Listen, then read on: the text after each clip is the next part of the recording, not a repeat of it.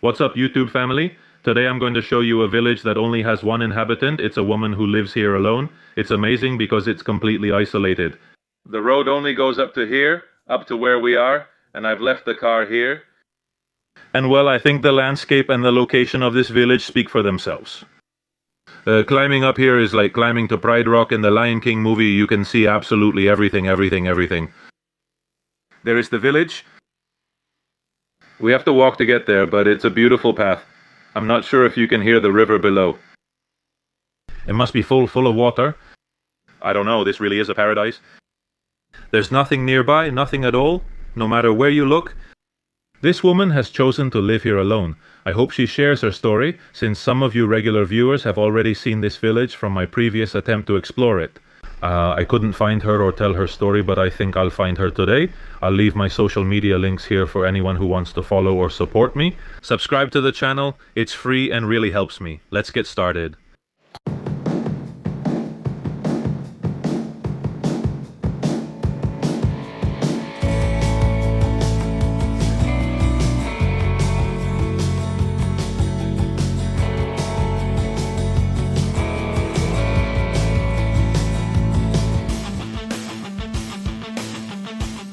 Well, look, we're walking along the path that's still the old one. It's the path built by the people who lived in that village. I have it over there. I still have quite a bit left to walk. But I wanted to show you that the cobblestone these people made is still practically preserved. So their feet wouldn't always be muddy. It's amazing to look at, huh? There's also a little wall to keep you from falling over there. Because look at that drop, huh? I don't know if you can see it on camera. If we fell from here, we'd land in the river. It's around 100 meters or more, huh? I know you can't really see it on camera, but anyway, just imagine it, look. And look at what I was telling you, the amount of work that went into this path. I mean, it's incredible, huh? It's so well preserved. Honestly, this is paradise. Being able to walk around here.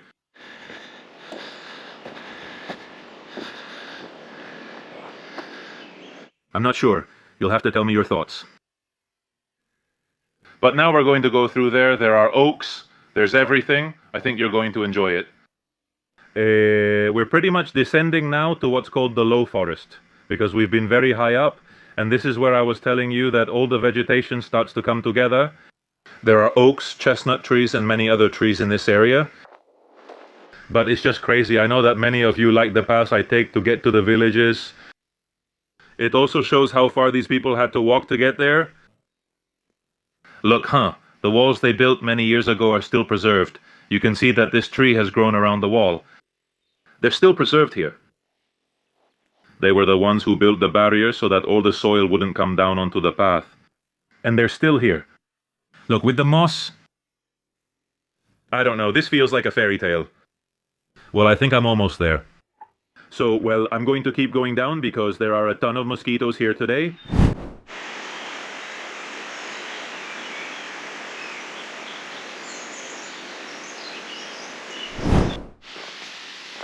Look, to get to this village, which we're practically at the entrance now, you have to cross two small streams. We have a wooden bridge here, and if we cross the village to the other side, we'd have another one. You can see it's made of wood. It's already been raining these days, and there's a little bit of water. The last time I came, this river was pretty dry. But look how amazing this is. It's just that the vegetation here is incredible. We're entering the village now. I'll try to talk to her first and let her show us what she thinks is best. This is the village's only inhabited house. Yes, I have it here. I found it this time. How are you? Hello? This time I finally found you, huh? Last time I said it wasn't possible, but some of you have seen the video. How are you? Good. Alvaro, was it you? Sureina. Serena, so they can get to know you. I was really looking forward to meeting you because I wanted you to tell us a little more about this town because I just shared what I knew. Of course, I imagine you saw the video. I just talked a little about what I saw. But I would love for you to tell me, besides your story and how you ended up here, a little about the town and the stories you've heard during all the time you've been around here. Wow.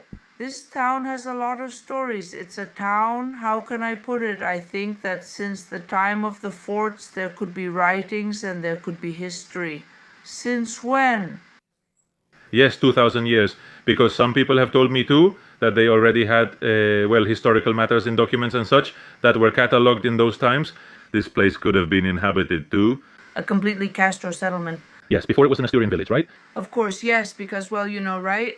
It's the Vaquera region. There was a lot of transhumance, and so the ancient settlers started settling in places where they could build houses a bit more, This place is spectacular, huh? where they could practice agriculture and livestock farming more extensively. Well, they're old activities.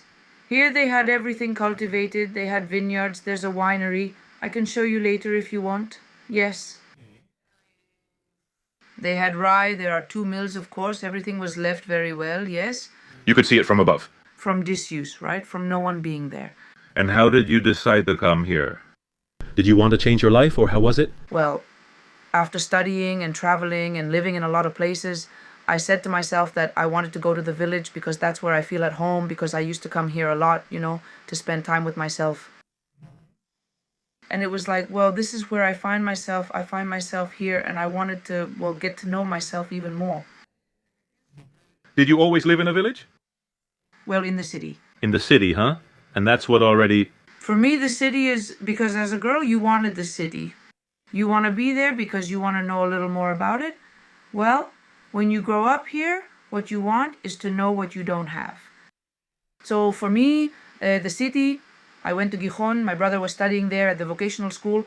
And after being there and experiencing what the city was like, I said to myself, I can't do this anymore. That's when you said you'd make a change in your life. Yes, but years went by. Well, when I came here, I was 23 to 24 years old. Well, you came here young, huh? Yes. You arrived here as a young girl? After growing up here, it was already too late for me. Yes, yes, yes. In the end, those who are used to this kind of life, well, for them, when they go to a city, that's when, like you said, they see all that noise, that speed. I say it a lot in my videos that in the end, when you come here, yes, you say, wow, it feels like I connect with something that attracts me. Well, actually, everyone who watches the videos, everyone always comments, wow, I would love to live there. What an amazing place. It's all very idyllic. Of course, yes, you have to experience it. You have to live it. Because here, well, I don't know. I fix up my house. I do my little repairs because you see my freezer over there. So I put in a little faucet, things like that. Then I also have to find a way to make money, so now I'm giving naturopathy consultations, phytotherapy, Bach flowers. I teach courses. I've spent a lot of time as a craftswoman, a really long time.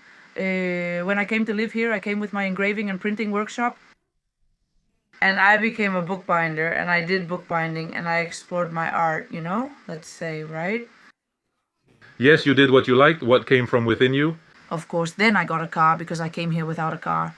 You came here without a car, huh? Yes, and I used to go out walking, but I only went out once a month because it was like, well, I'm going to go out.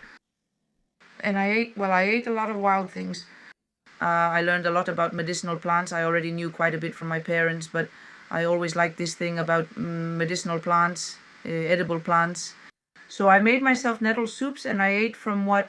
How cool, how interesting. And to farm, right? I came in the winter. It was the worst winter of my life because I didn't know how to use a chainsaw since my brothers or my mother always used it. And I, well, with the axe and the handsaw, I did what I could for firewood, but...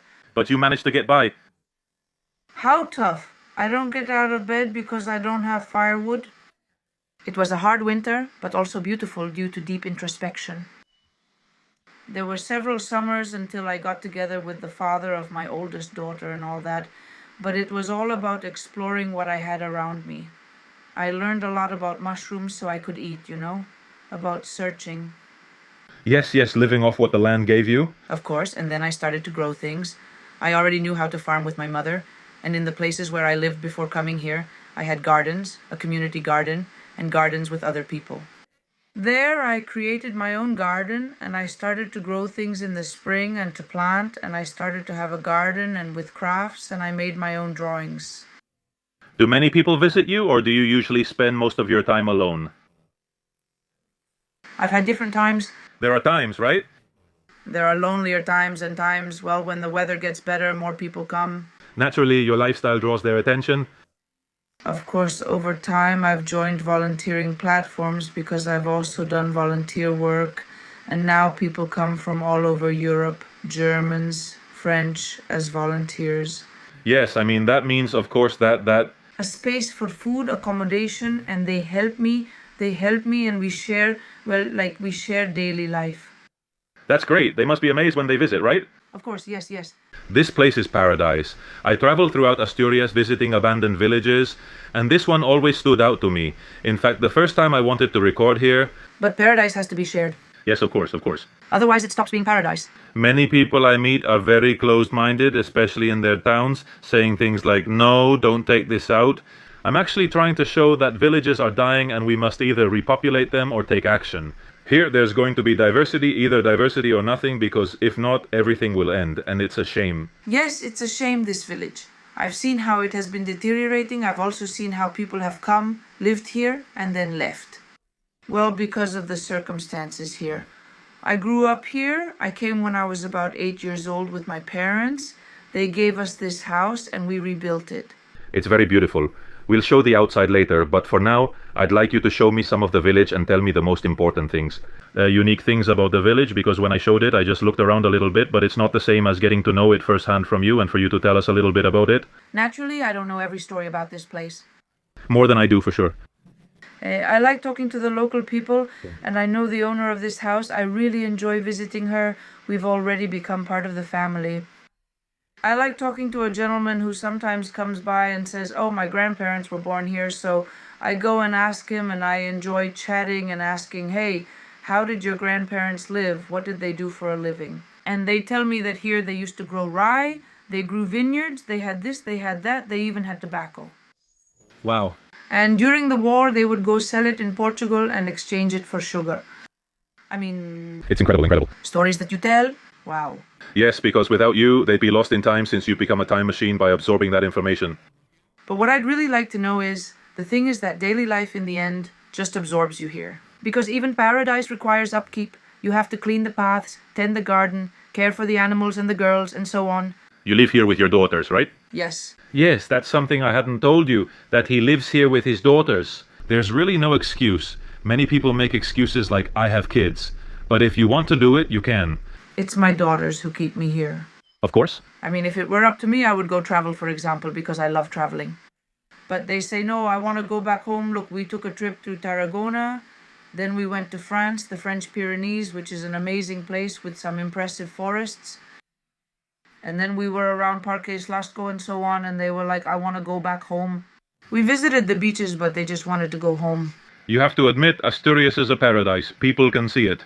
And they're happy here, so, well, they keep me here. So I say, well, what am I going to do? Well, I grow the garden to have food and to look for a source of income. I believe that deep down, the early stages of a child's life are very important.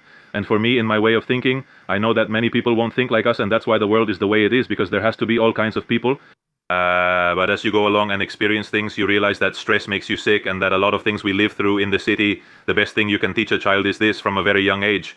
Later, they can decide what they want to do, but once they absorb this, it's very hard to take it away from them. In fact, people mention it in the videos. Older people say, wow, there's nothing like life in the village. You don't know what it's like to be in the city. I know what the city is like, and it's stressful. That's why I also got myself a house in the countryside. I'm not like you, but I think I'll end up there, you know? I'll end up somewhere, yeah, when I find my place. Life has everything. I always say there are moments for everything. And well, I had to live through this moment for me, and I had to leave because I had surgery for breast cancer and... Oh, you had cancer? Yes, from that stress. Of course, you see. Because here, I mean, living self-sufficiently and wanting to have everything. I had rabbits, I had goats, I had ducks, I had a donkey, a horse. You got overwhelmed, you came with the pace of the city, you got overwhelmed, and now you've really learned what it is. Just fine, I set that pace for myself. Because there's social pressure. Yes, yes, yes. What do you do there? You don't do anything? What do you mean I don't? I do a lot of things. I mean, there are days when, okay. Well, today is Sunday, and yesterday we spent the whole day in Pola, and I allowed myself to rest in the morning, to be with my kids playing, and to also enjoy some quiet time, right? It's not even about free time or leisure or anything like that anymore. It's just being able to relax, right? Like, okay, I'm going to spend some time with you all.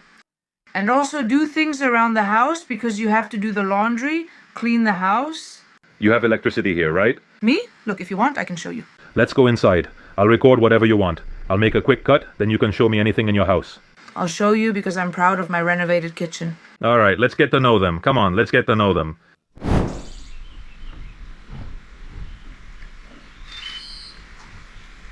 Well, we're already in the kitchen, right? The place you're super proud of. I have to say there's a reason for it because it's impressive. This was an important project in my life that was really hard for me, but in the end I managed to do it, and basically I did it all by myself. It's impressive because... A friend helped me put these up. Yes, but it keeps the essence, you see? In these old pieces of furniture that I find in many abandoned houses. The essence of what traditional cooking is for me is still here, because there's the bench here around the table. Yes, it was a bench seat, where the benches have a lid you lift so you can eat. But, well, this one is just the bench, but it's beautiful, really. Look, the table is also from that time. We put a board on it to make it wider, a board on one side and another on the other. What a wonderful kitchen, really. We turned the floor over because cows used to come in here too, you know. When I arrived, it was abandoned. Of course, and the cows would come in, and this was basically a cattle shed after all. The walls had collapsed and it needed a lot of fixing. My parents did this. When I started fixing this, it was because there was an old-fashioned wood-burning stove here, the kind we've always had. But it kept letting out smoke. And because it's facing north and was very old, it had a lot of holes. So, of course, I said I just can't use it. I have a heater in the living room, and I said, look, I want a gas stove. Here I had my little gas stove, and this whole countertop was falling apart. And of course, there were sharp edges from the tiles. I mean, the tiles were... The little girl, that was dangerous, you know. Time to renovate. To renovate, I spent a lot of time. Well, it turned out great. And chipping away here to make the hole for this was a whole odyssey. And the floor too, well... I don't know, but look, these details, like the pots hanging here, just like in the houses we visited, that... Yes, this was already here. I didn't do this. For example, they used to put all their food here. People, because here you don't hear the mouse. That's not the idea. And you don't hear the mouse. And look, you see it has two burners. This simple kitchen had 2 stoves. One to cook food for the workers here. Oh, really? They cooked for them there? It had a piece of barrel. And they cooked for them? They cooked for the gochos. For the pigs, especially there. They cook down there, which is why there are 2 chimneys. This kitchen is unique in the village. It's built downward and is very large. I was really sad to remove it because honestly it's a shame to see, but it already had holes everywhere because it was very old. Do you remember when the owner renovated this kitchen? It used to have the old fireplace, which I'll show you later, and the standard cabinets they had here. I just fixed this one, which was also where the stove was to cook the pigs. And I fixed that, and the floor, because this floor my mother fixed it, and here she put tiles. And all the tiles, in contact with the wood, start coming loose and breaking, so then I put this here, which is nothing. It turned out really nice, huh? Is this vinyl what connects them? Yes, but it turned out great. You made it a home, turning an abandoned house into something like the ones I show. You've truly made it a home. I won't show you that area since it's personal, but it's amazing. But you wanted to show me the... What? The bathroom. And the bathroom? I'll show it since my mother is very proud of the bathroom. It was quite a project. Well, let's go see it. It's all the way at the back. Very well. Here's the bathroom, right? Yes. You're proud since the old bathroom was here, right? No. There wasn't a bathroom here. There wasn't a bathroom here? No. No, there wasn't a bathroom. Old houses, very few of them, had a typical latrine like that in the Oreo. We're going to see it later. It was like that, made of wood, with a hole, and they had it so that it would fall out onto the street. Old houses didn't have bathrooms. So this would be a room? This was a room. Okay, so you built a bathroom. Wow, these houses? The new room, as they called it. Sure, and it's all wood. Building this here is impressive, right? Of course. Of course, these are brick walls. When they rebuilt the house, they used bricks. These walls were already in place, and they're made of brick. And here we put in, just imagine, the amount of cement and gravel. We took the gravel from the river so we wouldn't have to bring it in. I mean, we tried to minimize the materials a bit, but just imagine walking like people used to walk before. Whew. With horses, with wheelbarrows. Yeah, it's crazy. My father brought the bathtub like that, like a turtle. I mean... I want people to understand that everything you see here... The washing machine. I came the same way as before, which I showed you. Remember, everything in the house had to be carried down on foot. That's what I want you to keep in mind. That's why she's so proud of this work she's showing us. And I am. This project, my mother was the one who did the work, but we were the ones who made the cement, who cleaned the tiles to soak them in water, to put on the... I mean, my mother was like, cut here, do this. A family project, like in the old days? Yes, family work. Wow, how nice that you have an Oreo here. This is a bread box. Ah, it's a bread box. Did you know it has two ends? Yes, I just wasn't looking at the bottom, but it's true. Look, the base is rectangular. It's very beautiful and well made. Very well made and very carved and well, poor thing. I fixed the bottles as best I can. And you saw the carvings it has, right? It's impressive. I'm amazed. Really, look at this work. Look at this carving. This was our house when we moved here. Ah, so this is where you first stayed until you were able to get the house in shape, right? Yes, and now, well, here I have...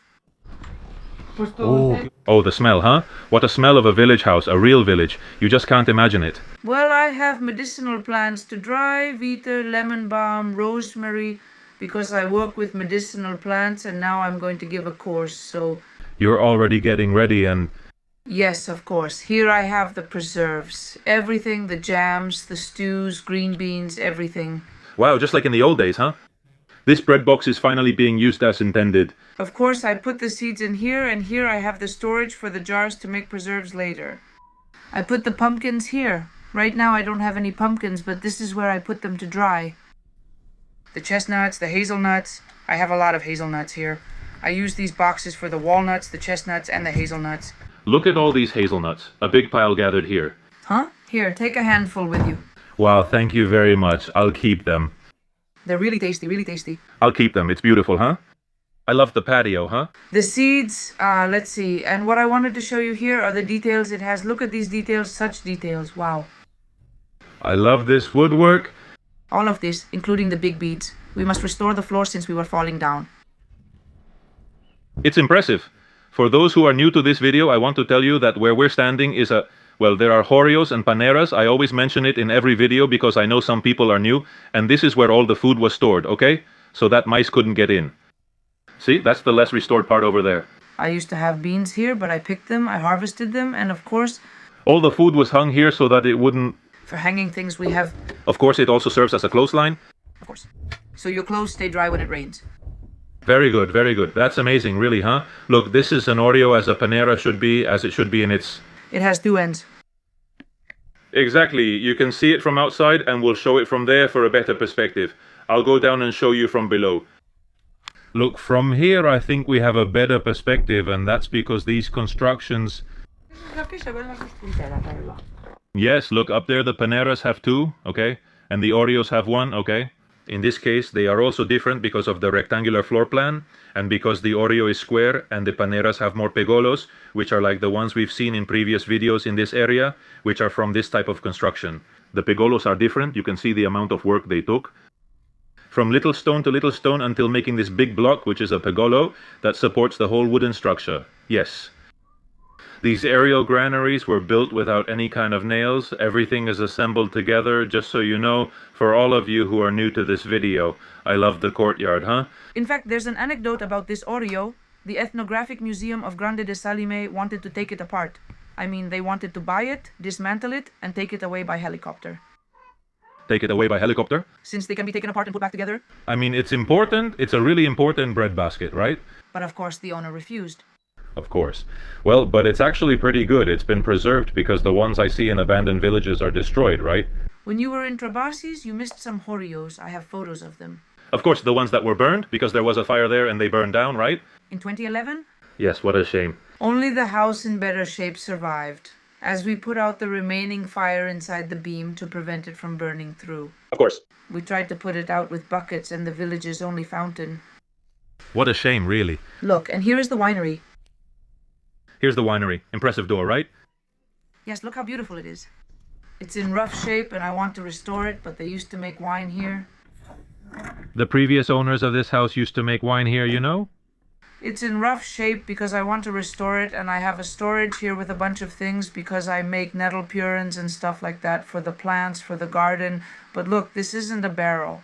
Yeah, look, you can still see the bottles there. Yeah, and look at this. I have to clean this up this summer. I'm going to get to it since a volunteer is coming. Look how beautiful this is. This screw would go there. That was the screw from... To move it? Go on, yes. But look at that beam. Impressive, impressive. Look at the barrels here. I want to fix it mostly. Maybe not even to use it. I don't know if I'll use it. Because of its history, and I assume you love it, right? Just look at everything around here. Sure, but this is for storing my things. Yes, but you can still see all the bottles lined up there. This old one is this. To sharpen, huh? Yes. A sharpener? Yes, these bathtubs, these ones made of cement, these here. Yes, those over there. This was old. And here, this, for example, is from a bench from a house. The house is falling apart, so to make use of it, you know? If not, it rots. And here, I don't know if you can see, it's just full of... Yes. Yes, but you can see it. In fact, look, it broke. Damn it. Yes, it's an old wooden feeder, right? No. What is it? It's from the pigs. To make the... For the slaughter? That's right. Yes, a wooden wedge. It was big, you know? Yes, it was very big. Slaughter with my parents, and the locals taught us how to do the slaughter. You have the chickens around here, right? I have the chickens here in the oven. The oven? That's amazing. It used to be where the stables are now, and even back then, the stables already had the water trough in the oven. You can't see anything. I'll show you, but you won't be able to see anything. No, don't worry. Because it's completely dark. And now here is the oven. Oh, look, the nail from the mess fell. Well, the oven is now a shed. Let's turn on the light. Don't worry, I think it looks fine with these lights. We have the papers and everything, but it works, right? Wow, what an oven, huh? It's huge, guys. I don't know if you can see it well here, but it's huge. You can fit lots of loaves in there, huh? But what about this house? Why did it have such a big oven, this house? Because there were a lot of people. How many people can live here? There was a time when 12 people lived here. 12, huh? Wow, it even seems big for 12 people, huh? It's huge. They made it for the whole week, huh? Of course. They made empanadas and... Yes, it was lit to cook, and it would last for a while until they lit it again. Look, the kneading trough for storing, for kneading. Ah, you have it around here, yes? Yes. Yes, don't worry, you can really see it. And it was big too, huh? The kneading trough? Well, it was full of things for making bread and cakes. You're very well equipped. This is one kneading trough, but there are several others. Our ancestors left you. They left you good material. It's still here, huh? After over 100 years, all of these. We made this loft. This loft wasn't here before. We made this loft to use it for sleeping. So when the volunteers come, they sleep here. And this wardrobe was in my room, in my house. I brought it here too, to have a wardrobe to store things. For these people who come to visit you, it must be an amazing experience to come to a village like this and be able to spend the night here with you. Also, you have it looking really nice, huh? Not just the night, they stay for 15 or 20 days and sometimes a couple of months. And there was even one person in particular in the chore who stayed for years. Years here, huh? Not in this house, but there are several cabins. We'll see those. Yes, if that's the case, let's go now and explore the town a little so people can see it and you can tell me what's most special about it. Come on, let's go over there.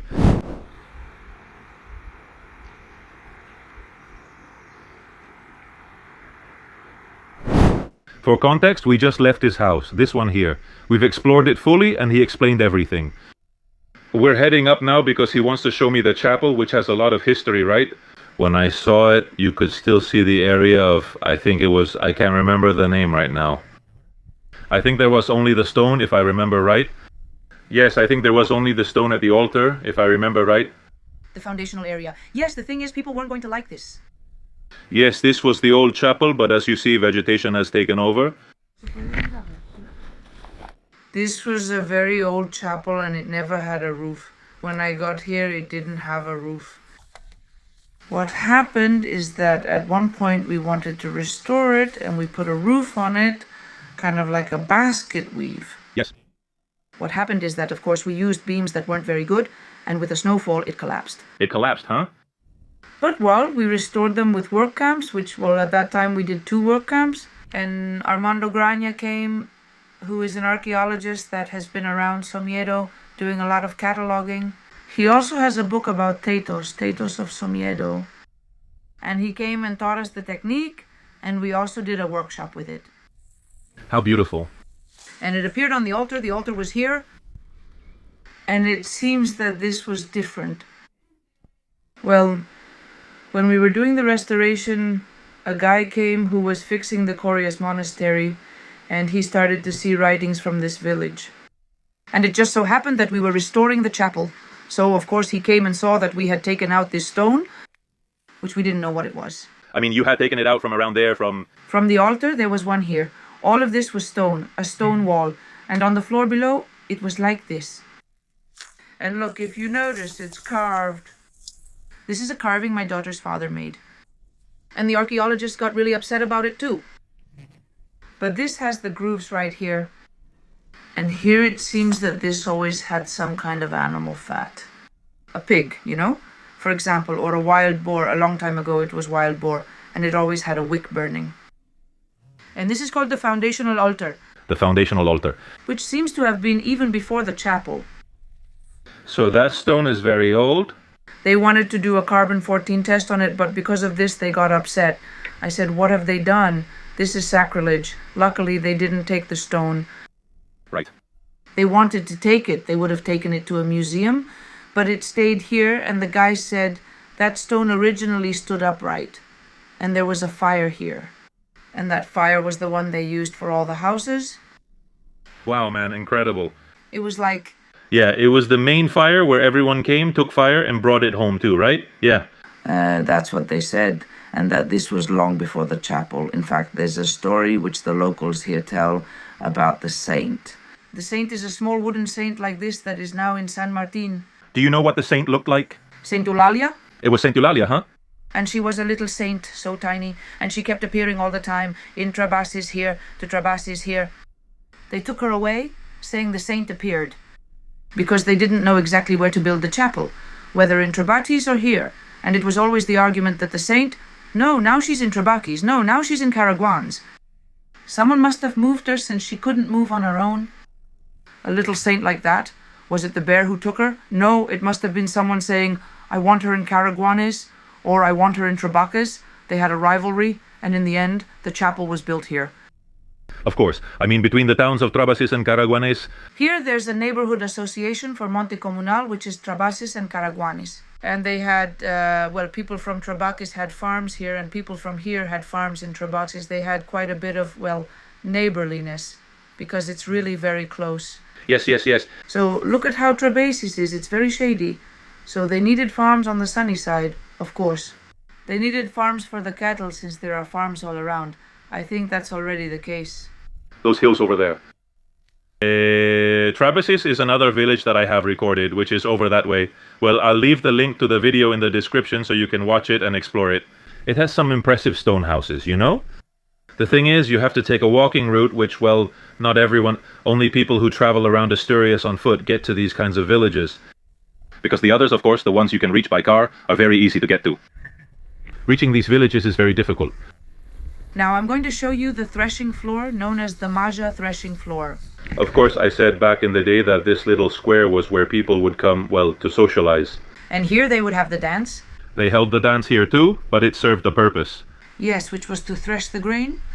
To thresh the grain. It was usually rye. At first it was rye, and then later on they also threshed the beans here, the beans. Just imagine, I picture it in my mind and I say... Yeah, seeing people here and... The people working here under the sun, singing their songs because they used to sing a lot of songs. And look, it has stones all around like this. Yes. All the edge so the grain wouldn't escape, look. Yes, you can still see them here among the vegetation. Yes, this is pure history, huh? And these threshing floors were shared. This one, the main threshing floor, was shared with my house, which was the Segunde house, and with the Wieler house, which is that one. That little house over there, that one is abandoned, right? It's already very, very run down. Let's show it from here so they can get an idea. The peculiarity of this tower. This one here? From this tower, yes. We can go down here next. Okay, let's go down and you can tell me. About how many houses were in the village? Well, look, there was that one. Behind those trees is the Campa house, the Miguel house, which is that other one you can see there. A bit in ruins, a little bit. Yes, there's another one there. And there are some horses from... Yes. Some people who live in Tromado. That's Miguel's house. And then there's the house up above, Sexto's house, which was the first one to be abandoned. And its owners went to live in Argentina. They emigrated, huh? And now it just has the big gate, you know? The construction of what used to be the main door of the house, because the walls are still there, yes. And you can barely see anything. Made of wood, that's right, and you can barely see anything. And the inhabitants, do you know how many people this village might have had back in its day? Well, the guy from the monastery told us that in 1800 and something there were about 50 to 60 people. 50 to 60, huh? Including adults, children, and... And today it's like this. But, well, it's a shame because we're losing our heritage at a rapid pace. When school was mandatory and you had to walk to San Martin, the lady of this house actually went to Verducedo, to a village in Verducedo, because she didn't want her children to go with relatives and not be able to see them. She said, "I'll take my children so they can go to Verducedo." Yes, school was always important. I've already noted in other villages that it was the main reason people left. When the school closed or when it became mandatory, people had to leave their villages. That's it, yes. And look at what it all comes down to in the end. There was a school here. They built a school here. They built a school in this house. But it was a school with a teacher who traveled from village to village. So he gathered the kids from all the villages, Travaces, Rubiero, and La Furada, and brought them here. But this was long before they closed the school in San Martin. Way before. I suppose the children were always educated. It's just that... The lady who owns my house, who is almost 90-something, I don't know exactly how old she is, but she's very old, almost 90 or over 90, I don't remember very well. She tells how she learned during the war, when the militiamen were around. Well, what do they call them? The maquis? Yes. They were hiding in the mountains and would come to the villages to look for food and such. One of those men taught him. Wow. To read. Incredible, huh? He told you this, right? He came from the mountain. But what do you mean he was coming from the mountain? Yes, they lived in the mountains. They lived in the mountains and would come here for food. Then... In exchange, they gave education to the children. Wow, incredible. And then it was when a teacher came and they started to do, well, as time went by, it's just that it's 90 years, 100 years of life here. Of history. That aren't told, and that there are many, and that will be forgotten, and still more years to come. When I tell the lady, I ask her, "But how were you born there? How did you come to live there?" And do you know what she answers me? "No, we came to live just like you did." Your parents arrived? Of course. What do you mean my parents arrived? I mean the houses were already there and they were nomadic cowboys who went up and down, and then they settled in a place where there was some construction. And then they started expanding. This town has experienced vibrant and quiet periods, and while it lacks much life now, it could become lively again in the future. This stone dates back to the Visigoths, which is before Christ. Yes, there has been history here for more than 2,000 years. We said 2,000 before, but I think we were underestimating it. If that's the case, do you want to go down and explain this to me? All right, let's go down here and you can tell me about it. Look, you can still see the little streets of the village. Amazing, right? The amount of work these people put in because it's all stone, you know? It's made with care, just like all the houses that are made of stone. The estates, the walls, well, we're restoring them. I'm restoring these walls. Yes, you're going little by little because this would have already collapsed with the age it has. Of course, well... And some areas, like this one, don't have any moss. The moss is starting to grow, but we rebuilt this area. I said I'd do it because I wanted to rebuild it too. Little by little, this woman is bringing life back to this village. This house has some possibilities that I love because you could make a gorgeous big window, but here, this had a floor and everything, you know? But was this a house or a barn? No, this was... Do you know what a Finlandon is? No. The Finlandon is a place where women used to gather to weave, and it had a loom. Wow, so this wasn't a hayloft, it was a Finlandon. So this is where women came to socialize and sew, and that's right. And here there was a very large loom, which I have at home now because of course it was rotting. And there's something very beautiful that I don't know if you can see from there or if we can go up a bit or I can bring a ladder. Armando Grania has this documented in a book about all the carvings from Allende. There's a book with all the carvings from Allende and it shows all the carvings on the work panels. Explaining a bit about what they are, the wood carvings? And this one here has a carving that's a small flower of life. But on the wood of the door, okay, I'll see if I can get closer, but it's going to be complicated because it's going to be very difficult. Yeah, it's very difficult because it's very high up. It might not seem like it, but it's actually pretty high. It's a shame it's come to this, that it's fallen apart. Yeah, well, I've seen this wall like this my whole life. Not this other one was fine, but this wall right here. Since you arrived, right? This one always fell down. There was wood here and we played here often. And it's amazing how well the roof is preserved. Do you realize that there's not a single drop here? It's impressive. These people, I always say it, worked on another level. It's just not the same. We're losing these techniques and it's a real shame. Because the day we want to build real gems like this, using wood from nature, stones from nature, of course, we don't need anything from companies or anything else. What we need is the know-how. But it's being lost. And look, we could have roofs like this, which last forever. Nobody does maintenance here. Nothing. I mean, the roof is still up. Just look at the house. Impressive. Let's move on from the village. As I said, I'll share the link to the day I explored everything. And I'm going to go with her to the mill that I also recorded in the other video, which is down this little path here, which was the first one I took when I recorded it. She's going to show me the mill that was shared, right? You mentioned it before. Are you going to show me the river too, right? I didn't see it when I came, so let's take this route all the way down. Look at the stones that the bear lifts. Ah, does the bear lift this? Yes. This is what the bear lifts.